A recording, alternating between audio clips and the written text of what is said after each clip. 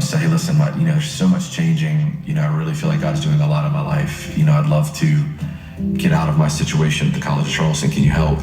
And he got me to North Greenville and I remember we were sitting with this guy, Buddy Mason, if I remember his name correctly, saying, why should I let this guy in? He's 21 years old.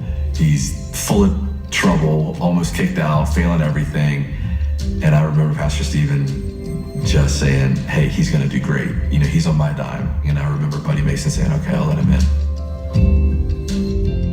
I met my wife there, which was obviously a great thing. And then shortly after Pastor Stephen and Holly graduated, Nicole and I joined him to plant Elevation.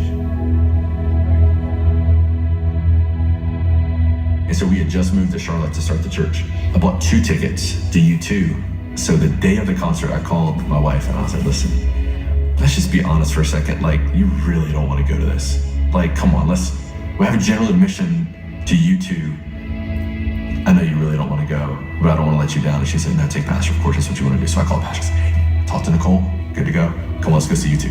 And then our whole conversation the whole way back was like, man, what's it going to be like when Elevation Church has, experiences and when we're playing in that arena and instead of, everybody, going crazy for Streets Have No Name, what's it going to be like when they're singing songs that we write?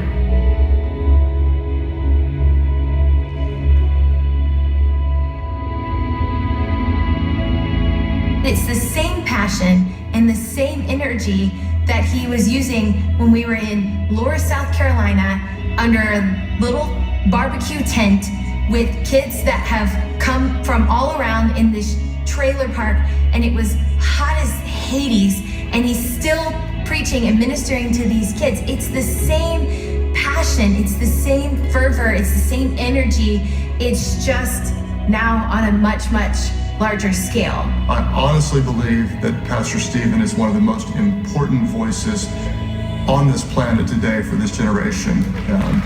He's called by God, he's equipped by God, he's got the favor and the hand of God on his life, and what's happening now is truly phenomenal, and I know beyond a shadow of a doubt, it is only the beginning. He is the perfect example of somebody who was faithful in little and then was given much to be faithful over.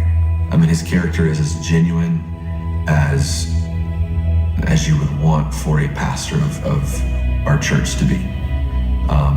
I've seen him make hard decisions. I've seen him suffer with people. I've seen him be generous when generosity was not the thing that would be expected. I've seen all those different things. The anointing, I think, comes from that he lives what he preaches. I've got to live my life in such a way that people will just be drawn to Jesus. He said if I lift him up, he'd draw all men unto him. So I have got to lift him up in the way I live, the way I talk, the way I walk.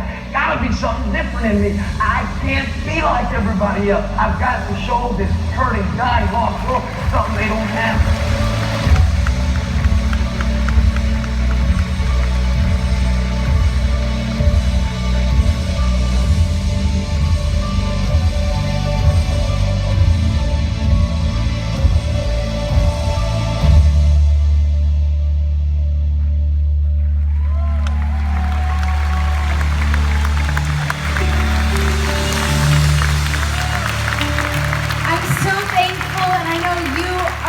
So thankful that God has given us a pastor who is passionate